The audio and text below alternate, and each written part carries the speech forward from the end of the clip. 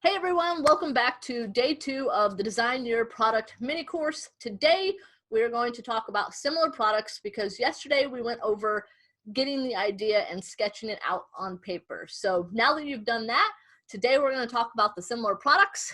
And what is a similar product? It is a product that shares features or the looks of your product idea that you're considering to bring to market. So it solves the same product or similar product features that your product does. So I want to emphasize that it is important to know what products are out there on the market that's similar to yours, because they might have a patent and you do not ever want to get caught infringing on somebody else's patent. I have seen time and time again that people get sued for millions or billions of dollars because they simply didn't do their research and know what similar products were out there, and or that the company or person had a patent on what they think is new invention. So please do your research, because not knowing what products are similar to yours can lead to you being sued and could potentially put your business or you at a financial very, very bad situation. So you've got to keep track of the features, and you'll probably find a few features that you would like to add to your product, or you would find a better way to design an element when looking at similar products when you're researching throughout this journey. So you will always find and be redesigning different parts of your product. I did that many, many times.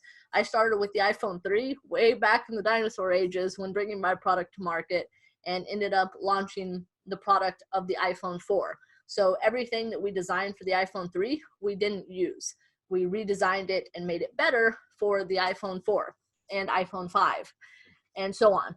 So make sure that you're doing that, and also be sure to keep your original sketches. Don't ever throw those away. Always keep them and then draw new ones when you add new parts, new features to your product. Because just because you don't think you could use it now doesn't mean you may not change your mind in 6 months. So you're asking, Ariana, how do I find similar products?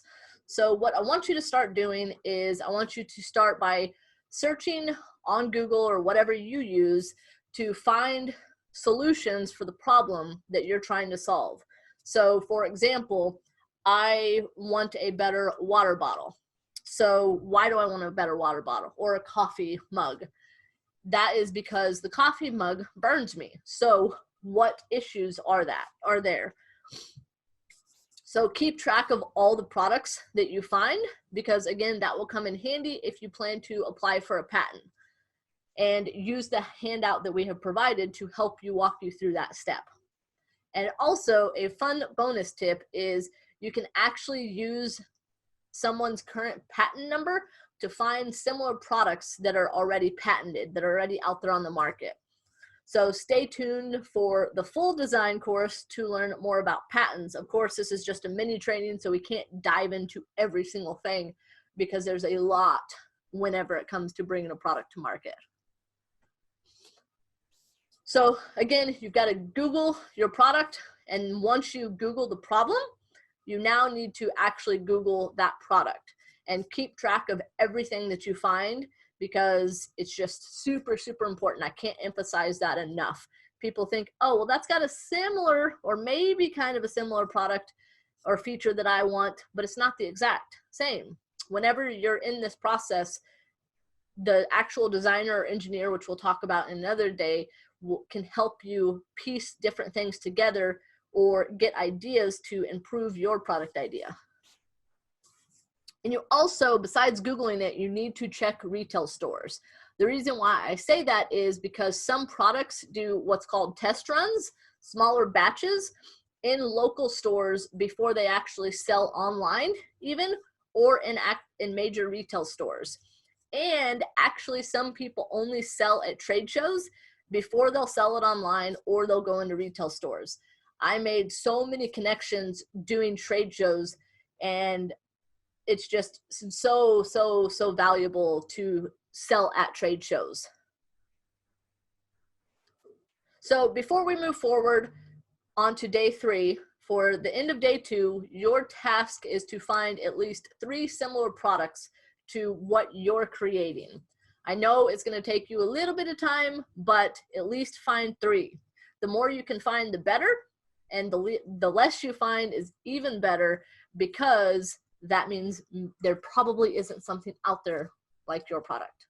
So now we are going to go, and I'm going to show you day 2.